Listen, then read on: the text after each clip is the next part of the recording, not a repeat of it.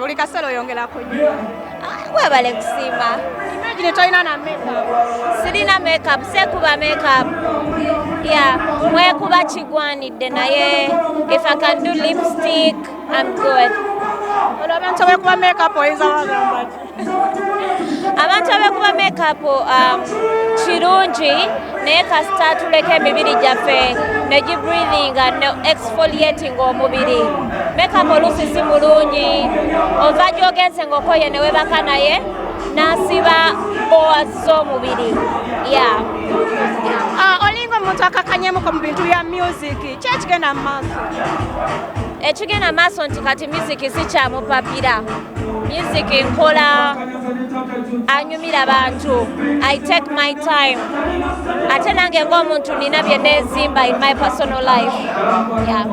Kati ekigendererwa kyo ne career yo kiri ki? Career yange njagala kugoyinga maaso nga buildinga brand Fille nga tugenda maaso nga tukola ekintu ekiri ku mulamwa. Yes, building my brand, changing the sound. Ebyo byonna bitakinga time si kawundo, you know, yeah. Gwe mukyala omu gwe tumanyi kale yadetingako ba celebrities.